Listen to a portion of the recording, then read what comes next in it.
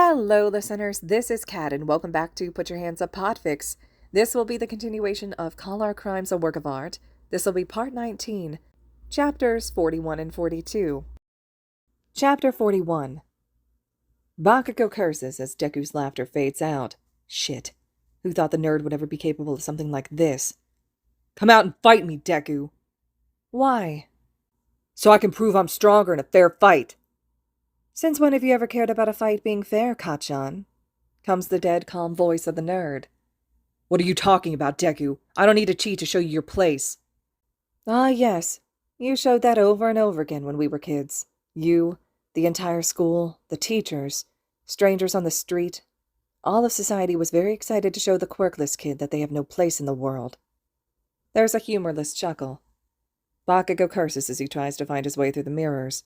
He's starting to wonder if there's even a way through it. It would be just like the nerd to make a maze with no end. I have to say, it's nice spending time with my first friend again. I miss when we were kids. All of a sudden the speaker crackles, and he hears the giggles of familiar children. When we become heroes, I'll be just like All Might, and you can be Sir Night-Eye, my sidekick. Comes his own preschool-aged voice. He remembers this conversation. They were in Deku's room, before he was Deku. Playing with the nerd's action figures. Planning for the future. Really, Kachan? I can be your sidekick. Of course, all the best heroes have sidekicks. I'm going to be number one, even better than All Might. Wow, even better than All Might? Duh. I'll help. I don't need your help. Okay, Kachan. The speaker crackles again. We used to be so close when we were kids. Even our moms could see it. They cared about us both so much and wanted us to keep each other safe. The speaker crackles again. Now, boys, comes Auntie Inko's voice this time. Some kids can be mean. I want you to look out for each other. That means kicking the asses of anyone who messes with you. That means you, Katsuki. Izuku's a kinder soul like Inko. He's going to need you to protect him like a hero. Comes the hag's voice. He remembers this conversation. They were about to start preschool. Then a few months later, Katsuki had gotten his quirk, and then Deku hadn't. Another crackle. I kept my end of the deal, Kachan. I made sure that you weren't too mean or cruel to the other kids, because you were going to be the best hero, and heroes aren't supposed to be cruel or mean. And I still thought you could be a great hero, and how did you repay me, Kachan? Do you remember? Another crackle that seems to indicate him switching to however he's playing these voices or clips. Look, the kanji for Izuku can be read as Deku, which means he really is useless. Going to kill you, shitty nerd. Creepy stalker notes. You'll never be a hero. All in different versions of his own voice. Take a swan dive off the roof of the building and pray for a quirk in your next life. And that fucking crackle again. I always used to make excuses for the way you treated me. Told myself that it wasn't your fault.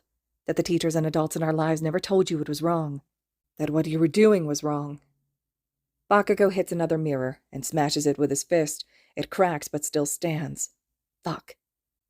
But the thing is, you never did any of this in front of my mom or Auntie Mitsuki, did you? We used to have weekly dinners and you never called me useless or pathetic or anything like that at the table, where they could hear. Never hit me when they could see. You never hit me where you knew mom or auntie or uncle would see the bruises or the burns. So the excuse I came up for you was a load of shit. You knew. Because you knew not to do it in front of people who would punish you for it, who would stop you, who would care. You never did anything in front of them, and I definitely can't imagine you telling me to kill myself in front of them either. There is a bit of silence for a moment, and Bakugo wonders if the nerd is crying or something like that. I almost did it, you know. I was on the roof, on the ledge, thinking about it, thinking about jumping. What would you have done if I had? Surely someone would have found out what you had said to me. Your life would have been ruined. All I had to do was jump and I could have hurt you like you had hurt me for years. But I still couldn't do it. I still couldn't let go of the boy who said we'd be heroes together. Even if I could barely see him, and the body of the boy burning scars into my own. A laugh as Bakugo punches another mirror. It won't break, and this is wasting too much time. Shit. And he's shivering. It's fucking freezing in here with the water and the air conditioning. Do you know where I went after that? I went towards an explosion. To watch a hero fight. Because that's the only thing that brought me any joy anymore. And what do I see?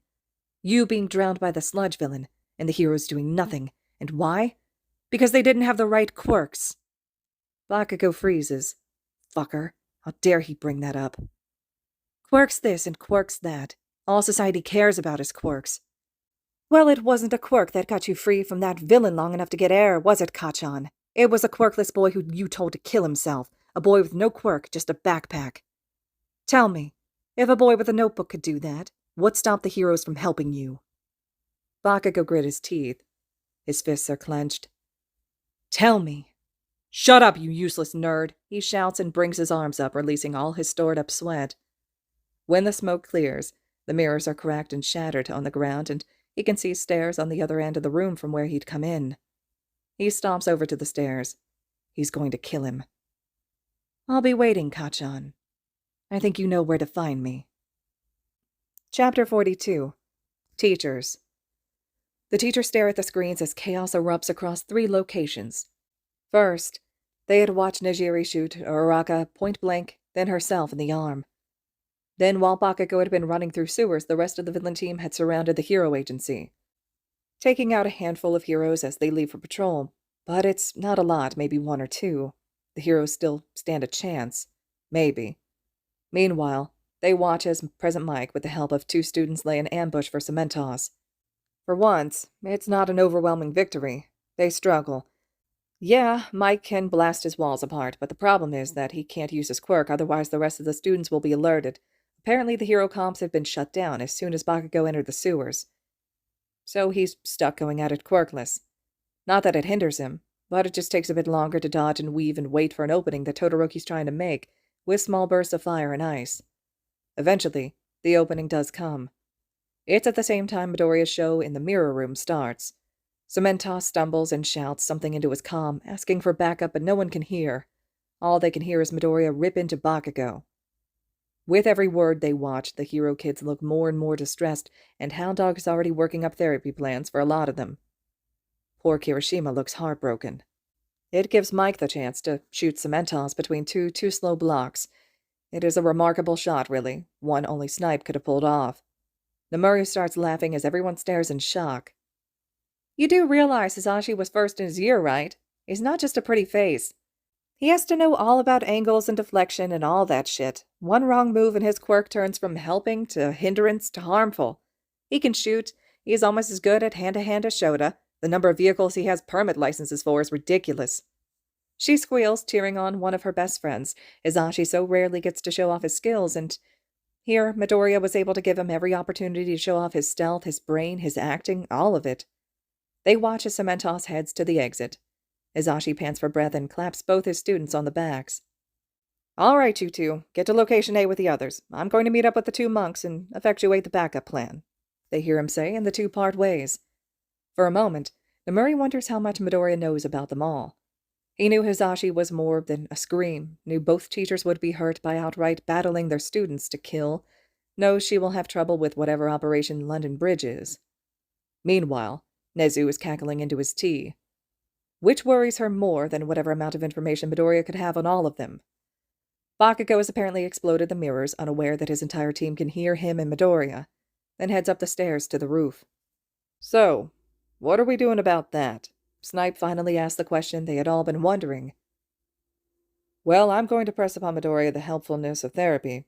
Clearly he's been pushing down a lot of very strong emotions, which is not healthy for him, Hound Dog says. I'll back you up on that, Hound Dog, Yagi says, still looking at his hands. You okay? Nomura asks. No, I am in the unique position of knowing young Midoriya's life about as well as anyone truly can. The similarities in our quirks are not just in the physical. Both of our quirks caused us to be labeled quirkless because we didn't have enough muscle mass to support it. I should have realized that there was more to young Midoriya's and young Bakugo's history. You couldn't have known, Yagi. Yes, I could have. I could have talked with him about something outside of how to become a great hero. I could have looked at the way he was spoken to by young Bakugo. I could have known the extent of which quirkless discrimination had permeated society. Not having a quirk in my youth was more common, but there were still those bullied for it. I'm a trained hero, and I should have seen the signs. We all should have. We've always known Bakugo was a loose cannon, but we're all trained heroes and teachers. We should have seen that when it came to Midoriya there was more to it than just having a temper. That's on us. And it's our job to make up for it, Snipe says. Nezu puts down his teacup. Well put, Snipe. The truth is we can never undo our failure to both Midoriya and Bakugo, our failure to support and help them, our failure to see the problem. But we can do better now. The first step will be dealing with their former school.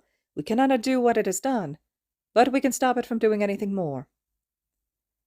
I think young Midoriya would prefer that. He always cared more about the well-being and safety of others over himself, Yagi says. Meanwhile, both boys will have independent therapy sessions with Hound Dog after the simulation, with anger management classes for Bakugo and self-esteem workshops for Midoriya. We will, of course, get both boys' parents involved with this as well, Nezu says. Yagi nods. Yes, I think that would be for the best, Yagi says. I know now that he knows. Shota's going to be more quick, with reprimands for behavioral issues, as well as probably separate them in class. I will make sure they are not paired together or against each other on as many assignments as I can, Yagi says. The other teachers nod. They fucked up, but they're going to do better. Nemuri's eyes are drawn to the roof, where two figures, both in their villain uniforms, are standing.